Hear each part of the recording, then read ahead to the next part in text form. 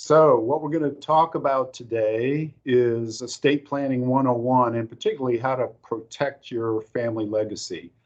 This is something a lot of our clients are concerned about, particularly in this day and age. And so we're going to go through this.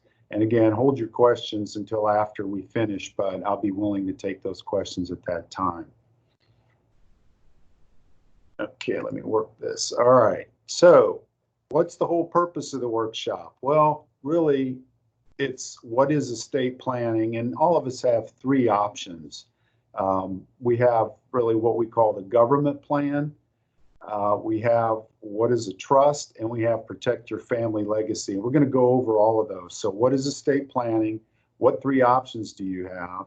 What's the government's plan for you? What is a trust? We all hear about trusts all the time. So what is that all about? What does it do for me? And how do I protect my family legacy? So we'll be going through all of those. So first of all, what is estate planning? Well, really, if you boil it all down to the lowest common denominator, it's all about taking control. So what we're trying to do is we're trying to avoid the government's plan for our life. And when I say the government, I'm really talking about, your state laws. So in Virginia, we have a lot of state laws, and those govern what happens to our estate unless we make a plan ourselves. And so that's very important. And while we're making our plan, we want to provide a legacy of protection for our children or for other beneficiaries. And that's important. And at the same time, we're going to try to minimize taxes and the costs of probate and other things. And we want to also make sure that we establish our healthcare decisions and our wishes for healthcare. So think about, if you're in an accident and you're incapacitated, who makes medical decisions for you? Who makes financial decisions for you? So those are the kinds of things we talk about. And most of all, we want to make sure that people have peace of mind no matter what the future holds, because they know I have my plan in place. It's my plan. It's personal to me. I'm in control of it. And I've established the people who will also be helping me in the future if I'm no longer in control. So let's talk about three options. So of course, we can do nothing, but we have three other options. We can have a will-based plan design. We can have a trust-based plan design. And of course, we want to try to avoid losing control for all of those. And how do we do that? Well, a trust-based plan is the one that gives you the most control. So you can do nothing. You can have a will-based plan, and most of us are familiar with that. So, most people think, all right, I know that at some point in time, I'm going to pass away. I need to have a will in place that determines where everything goes and who my executor is, who manages my assets. And we want that will-based plan to also control what happens if I'm incapacitated. So you've heard about powers of attorney for financial matters, medical powers, advanced directives, HIPAA authorizations. We'll talk a little bit more about that in a few minutes. But that would be a will-based plan. And it's different than a trust-based plan. And we'll talk to you about that as well. Okay, so what is the government's plan? We're all concerned about the government. Most of us don't really want the government's plan. What is it? Well, when it comes to estate planning, the government's plan is what we call probate. And there's two types of probate. Most people don't think about this. There is both incapacity probate, and there's also after death probate. So incapacity probate is the one almost nobody thinks about. And what it involves is and I like to use the example of a traffic accident because it's something that we all have heard about and we encounter on a fairly regular basis. So let's say that you're in a traffic accident and you're incapacitated. And I don't mean physically incapacitated, I mean mentally. So you're taken to the hospital, you don't have the ability to communicate your desires, you have surgery and other things happen. And so for the next 4 or 5 weeks or months, you're in a situation where you're really not able to take care of your financial matters or your medical issues. So who pays your bills? Who gets your mail? Who talks to your employer about your situation? Who talks to your financial advisor or your CPA or files taxes for you? Those are the things that have to be dealt with if you're incapacitated.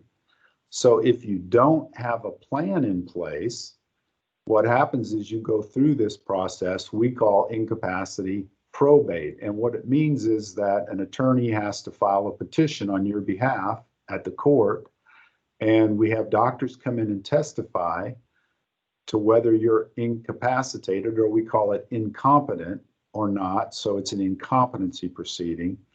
And then at that point, the judge determines who's going to be making decisions for you from a financial standpoint and from a medical standpoint. So the government or the judge ends up making the decision for your incapacity decisions rather than you. So that's incapacity probate. After death probate in the state of Virginia is really three different things from a big picture standpoint. So number one, it's delay.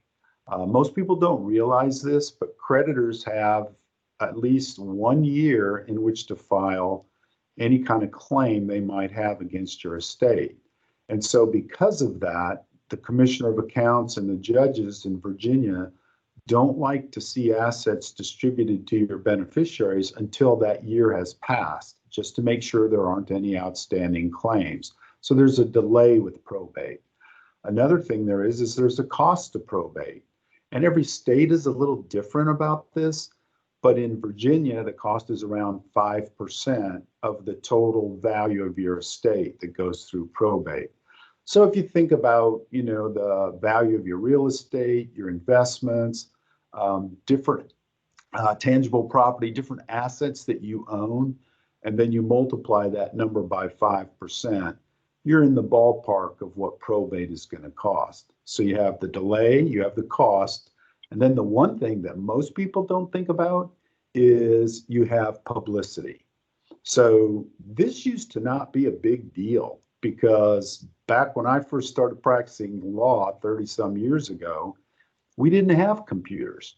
And so in order to see what somebody owned during their lifetime, after their death, we would go to the courthouse, we would look at their will, and we would look at the copy of the accounting that was filed with the commissioner.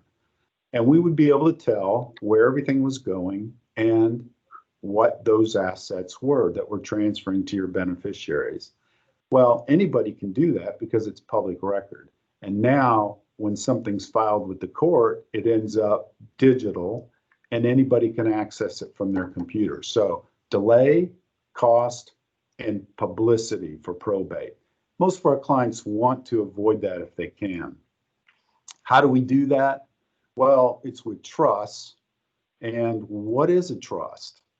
So really what a trust is, if you think about it, is these things here. I like to think of it as a legal rule book, and it's your legal rule book. And it's basically where you say, look, I trust someone else to protect my family legacy after I'm incapacitated and after my death. I trust myself to control my trust during my lifetime and to have complete access to it without having to ask permission of anybody or anything like that. And I want to make sure my trust has protection for my beneficiaries and for myself if I am incapacitated. So those are the things that kind of define what a trust is. But if you think of it as a container, which is really a container that contains your rules, so a legal rule book and a container, if you think of it that way, I'm going to show you a little bit more about that in a second. But that's what I like to think of it. So how do we get control? And what is the difference between this and probate, whether it's incapacity probate or after death? So it's your plan, not the government's plan. You can protect your spouse. If you're not married, you can protect yourself, your spouse. You can protect beneficiaries from what? From creditors and predators, from remarriage issues, from loss of control. So what are we talking about here? So let's say that you pass away, and let's say you're married and you pass away and assets go to your spouse. If they go outright to your spouse and your spouse just injured somebody in a car accident, then that's going to be a problem because everything you left to them is now subject to that creditor. Or what if your spouse has issues with the IRS or with some other creditor? That can be an issue. So how do we do that? We protect with trust in your plan. You can protect your family legacy. When I talk about legacy, I'm talking about your beneficiaries primarily. So you can leave assets to your children or other beneficiaries, and instead of leaving it to them outright, where they just receive it because they're, let's assume that they're the greatest people in the world. Let's assume that you've got a great relationship with them and they're very mature and they're over 18 and they handle their own assets. That's great.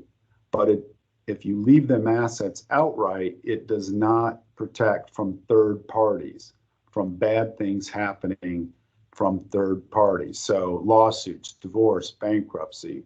You can prevent a blown inheritance from your beneficiaries by using a trust. So basically, it's about control. Get control. Your rules, not the government's control, not the government's rules. All right, so how do we do that? Well, we protect assets for beneficiaries by using these special trusts we call asset protection trusts. You get to choose the trustee. And the trustee is really the person who just follows your orders, follows your rules. You make the rules to control the assets, so you determine, do I want this beneficiary to receive these assets over a period of time after I pass away?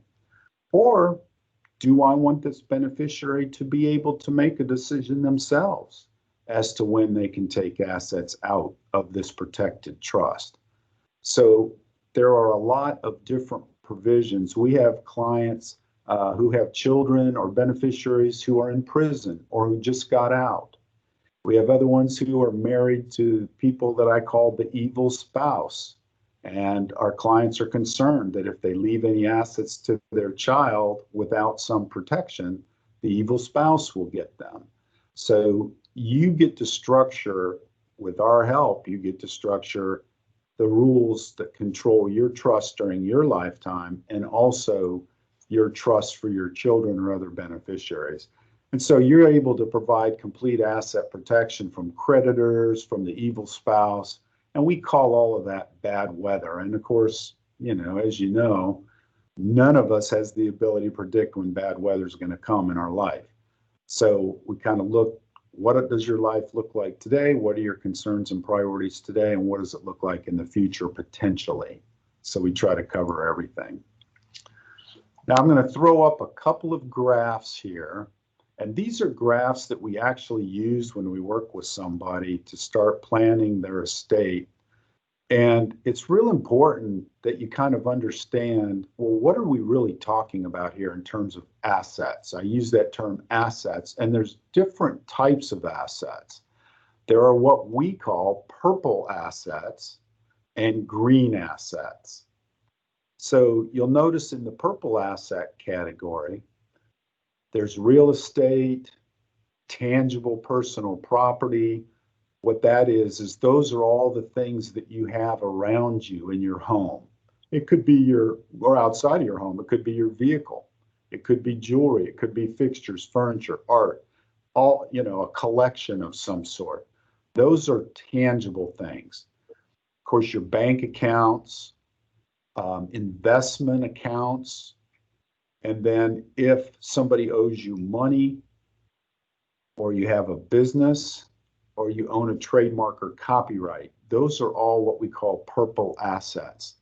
So the color is really important, and it has kind of a double meaning. Probate, purple.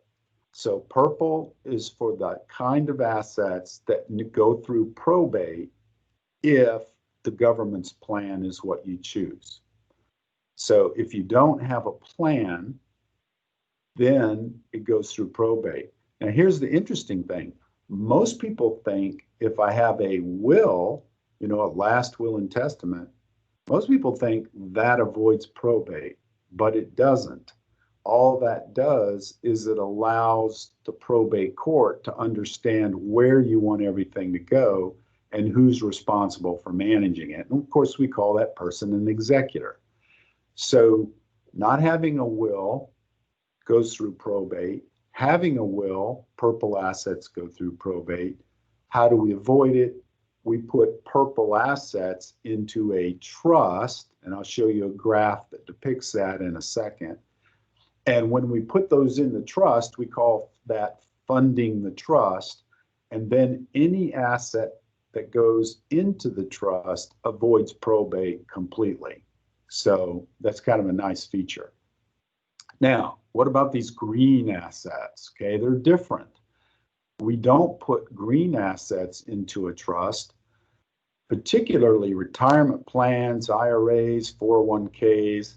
We don't put those in a trust for serious tax reasons. So if we were to transfer your retirement account to a revocable trust that's in your control, what would happen is you'd have to pay tax on the entire amount. And I'm sure you don't want to do that. I know I don't want to do that. So what we do is we maintain, you continue to own these assets yourself. Your trust does not own them, you own them.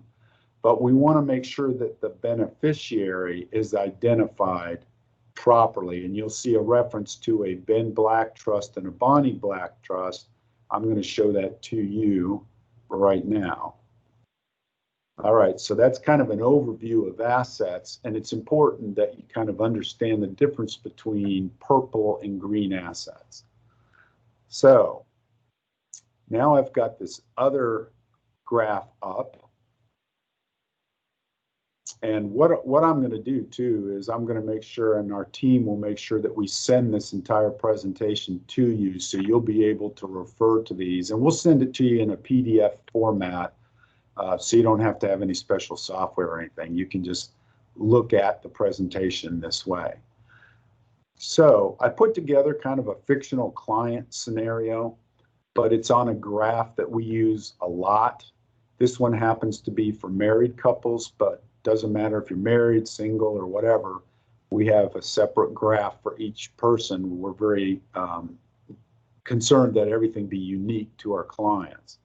So this depicts what we call the Sam and Susie Black Revocable Living Trust. So there's a couple things you need to be aware of here. Number one, it's purple. So remember, the design is we want purple assets to go into the purple trust. So that's why it's purple. If the assets are in the purple trust, in other words, if they're titled in the name of the trust and not in your name, then those assets are going to avoid probate. Now, you'll notice that this is a husband and wife trust. In reality, it's two separate trusts, but we just join it together in one set of rules for this particular kind of trust.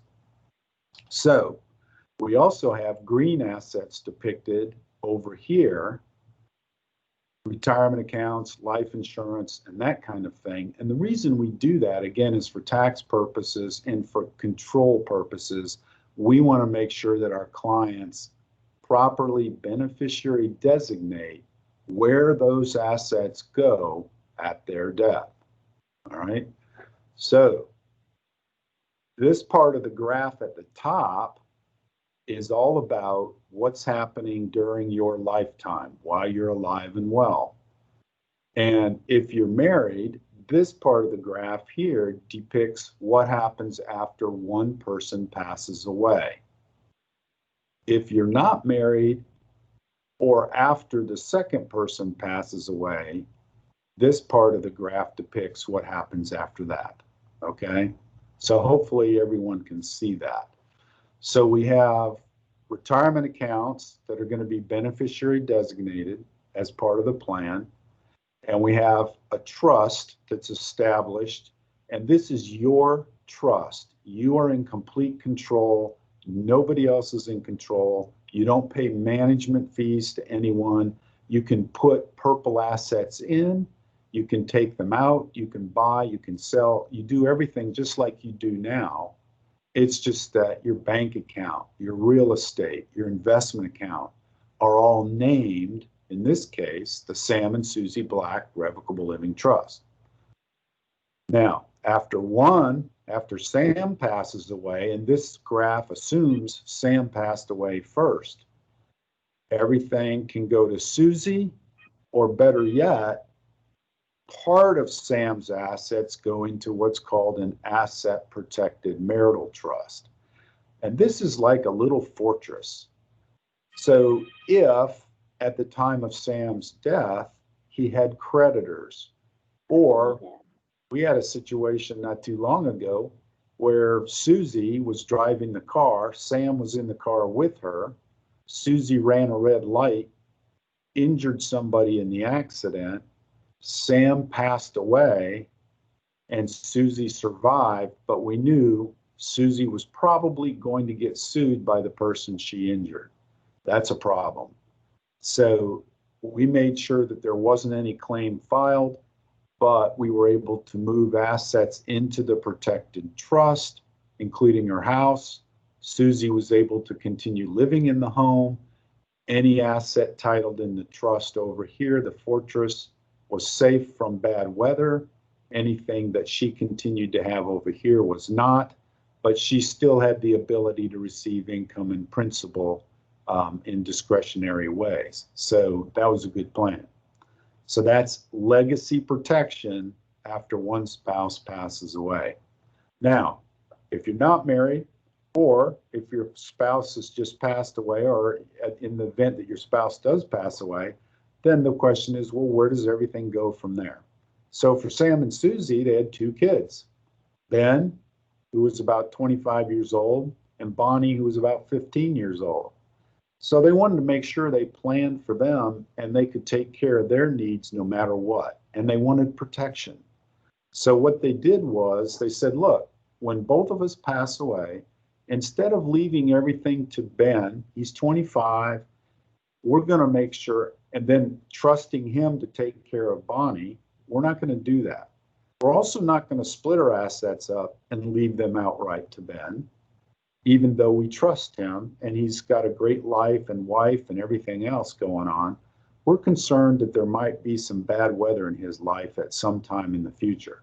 So what they did was they created trusts as a part of their plan. And these trusts are fortresses, just like the asset protected marital trust.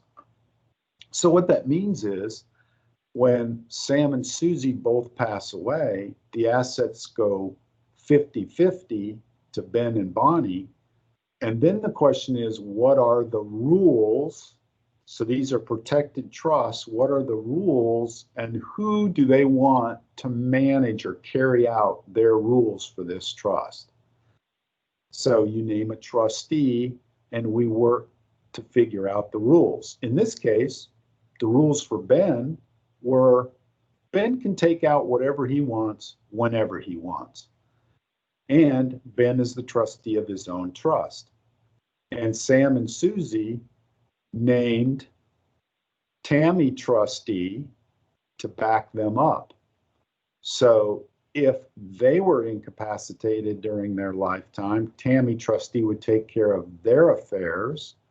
And Tammy trustee also would take care of Ben's trust if Ben were incapacitated. So Ben was in control of his trust, but he had a backup, Tammy. Bonnie was not in control of her trust because she's 15 years old. And so in this case, they didn't want Ben to have to be in control. So they just named Tammy to be in control of Bonnie's. And then, of course, we encourage them to get a backup just in case Tammy can't serve. But this is a pretty interesting way to do it and provides complete protection for the beneficiaries. And of course, this trust for Bonnie basically is going to be different than Ben's. It says, look, I want you to take care of Bonnie's health. I want you to take care of her education, if she has medical issues, and I want her to be able to continue living in the way she's accustomed to living, based on how we've provided for her in the past. So that's what Sam and Susie did. And that took into effect as soon as they signed the trust, and it allowed them to have a tremendous amount of peace of mind because they knew no matter what happened in the future, they had their backups in place. And you'll notice over here, we also talk about medical decisions. So they named each other. So if one of them was incapacitated, the other one could manage the medical side of their life. They named their son Ben because he was 25 to make medical decisions if both of them were incapacitated. And then they named Frida if Ben was not able to. So they had multiple backups on both financial and medical. And then finally, because Bonnie was underage, what if Sam and Susie pass away? Who does Bonnie live with? Who raises Bonnie? So that's a guardian. And in this case, they didn't want Ben to have to handle that. He was just newly married. So they had Fred and Frida Friend, and they provided in the will, in the documents, Fred and Frida Friend, if they are still married and living together, but if they are not, then Sam's brother, John, okay? So that's kind of how that worked in that particular plan. But regardless of what the plan for Sam and Susie looked like, everybody's plan is unique. This is just a concept, obviously. All right. So what does comprehensive protection look like? Well, it looks like establishing a fully funded revocable trust. And again, you're in control, your rules, and there's two phases to this. There's phase one, which is creating the design that we just looked at on the graph. And then phase two is the first graph we looked at. We have to make sure that the purple assets are actually retitled into the trust. So that's something, of course, we help you with. We also want to make sure that the green assets, IRAs, annuities, life insurance, are properly beneficiary designated. So if you have a plan that includes protective trusts for your beneficiaries, then the beneficiary designation on your IRA should be to that protected trust, not to the individual. All right. So for Ben, we had a protected trust. Sam and Susie had a protected trust for Ben and for their daughter as well. So their IRA said, at my death, pay equally to Ben's trust and Bonnie's trust, not Ben and Bonnie. And what that does is at their death, those funds go immediately into those sub-trusts, those protected trusts, and then their rules continue to be in effect for how those are controlled. So that's a great protective plan. When you have a trust-based plan, you also have a durable financial power of attorney. And the reason is because remember, the only things that the trustee of the trust can control are the purple assets. Those are the only assets that are in the trust. But if you own green assets and you're incapacitated, you need to have a power of attorney that allows that same person who's trustee to also be your agent under a power of attorney so they can manage assets for you, whether they are inside the trust or outside the trust, doesn't matter. We also had a situation a few years ago where one of our clients went down to Nag's Head, spent some time at Nag's Head. They loved it so much, they decided, hey, we are going to buy a house down here.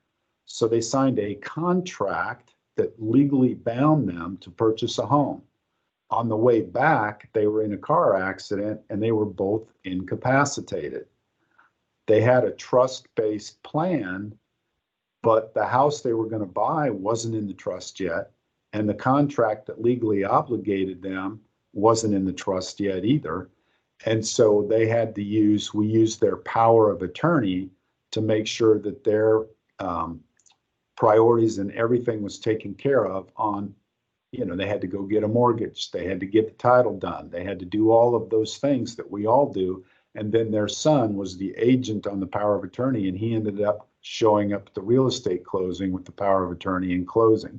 So when they purchased the house was purchased in the name of their trust. So that worked out very well. In Virginia, we have really three things that we deal with on medical.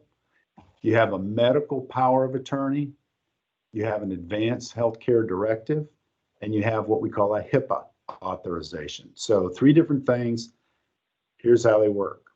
Medical power of attorney, this is where you determine who you want to be your decision makers for medical purposes. So if you're incapacitated for any reason, who's going to make medical decisions for you? Those people are also going to be named on your HIPAA authorization. And that allows the doctors and nurses to talk to them about your care. So if you don't have a HIPAA authorization, then you won't be able, your agents under your power of attorney won't be able to get information from the doctors.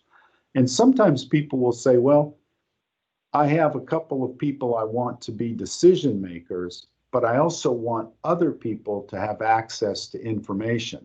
So you can name decision makers on the medical power, and then in the HIPAA, you can add additional people so that if you're in the hospital and you want your Aunt Sue to be able to call the hospital and find out about you, she might be on your HIPAA, even if she's not a decision maker in your medical power. So that's kind of an interesting thing that you can do on the medical side.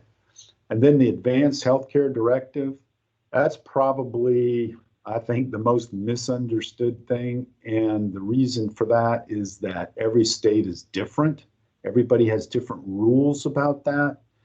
But the bottom line is this. In Virginia, we primarily sign an advanced health directive so that our loved ones don't have to make the pull the plug decision.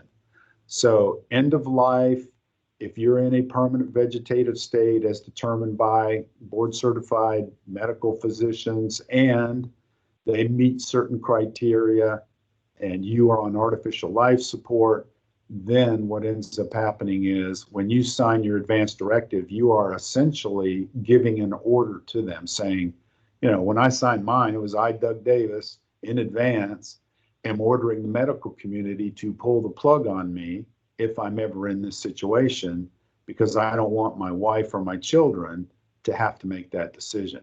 That's a lot different than some states. Some states require you to name somebody.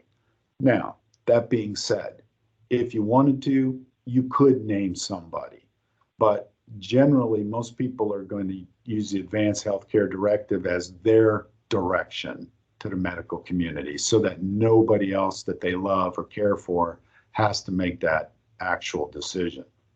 So even if your decision makers are in place with the medical power, they will continue to be involved in the process all the way through, but they would not officially make that pull the plug decision with an advanced healthcare directive. So that's kind of the difference between those two.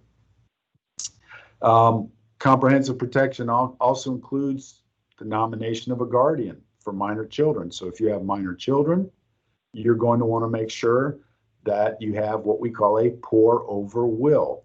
And a pour over will is kind of interesting. It does two things if you have minor children. Number one, if you left a purple asset out of your trust during your lifetime and you passed away. So it turns out Sam and Susie left a bank account in Sam's name alone. They forgot to put it into his trust. So when he died, that bank account went through probate. And we needed some rules to determine what happens to that bank account. So that is the pour over will. The pour over will provides the rules for what happens to the assets that are left outside of the trust. And then what it says is, I want my executor of my pour over will to pour over that bank account into my trust after probate so that all of my assets are controlled by my rules that I've established in my trust. So that's kind of how that works. That's a pour over will. When you have minor children, we also name your guardians in the pour over will. In Virginia, you cannot name guardians for minor children in a trust or any other document. You have to use a will. So that's kind of the second part of a pour over will. So it determines where non-trust assets go, and it also provides protection for minor children by establishing a guardian for them. Family legacy asset protection trusts. Those are those trusts we talked about when we talked about the marital trust. If you're married, one spouse passes away, we make sure that assets go into a marital trust and that they are then protected. It's an irrevocable trust. That means it cannot be changed by the beneficiary. Your rules are going to control even after your death. And so what that does is it protects it from bad weather, from creditors, predators. If your spouse gets remarried and doesn't have a premarital agreement on that second marriage, well, guess what? The government says your new spouse, as soon as you say I do at the altar, has a claim, and so do their children. And that claim increases in value the longer your spouse is married to that second, in that second marriage. So if you have a premarital agreement, you can avoid that result. But even if you don't, if assets are in that protected trust, that marital trust, those are impervious from marital claims and creditors and predators. So that is a legacy asset protection trust for the benefit of your spouse. When it goes down to your children or your other beneficiaries, again, those beneficiary trusts, those are asset protection trusts.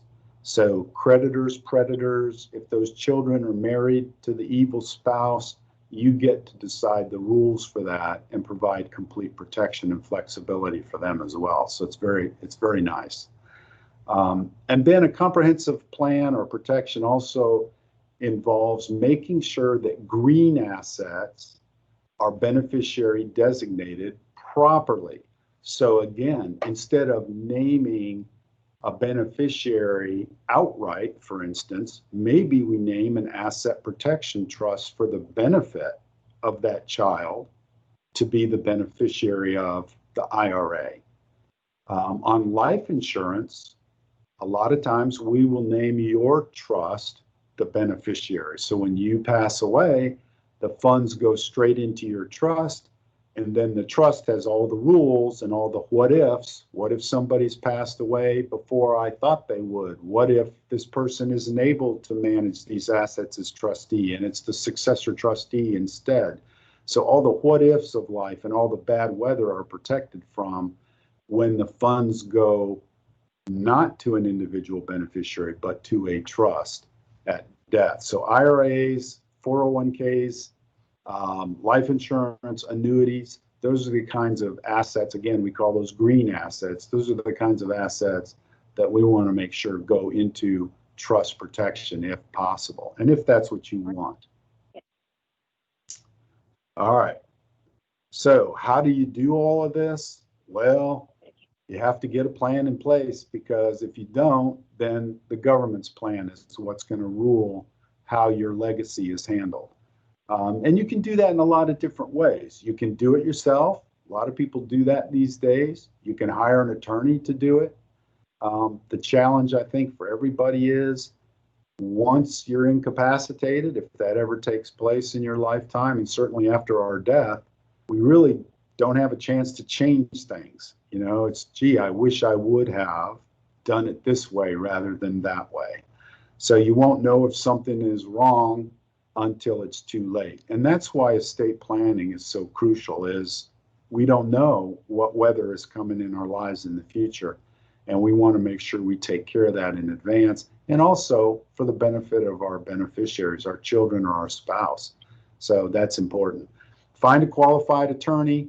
A lot of attorneys do estate planning. Look for attorneys who specialize. This is what they specialize in. And the best thing to do is just ask your friends, ask your CPA, ask other attorneys who don't do this kind of work, and they'll be able to tell you who the best people are and who the people are that you can trust to do this. So look for specialists. All right. So I think that concludes the actual workshop. What's the next step? If you would like to, you can make an appointment with us. And what we do is, for anybody that attends one of our workshops, it's a no-charge consultation. So you can come in, we'll walk you through our process.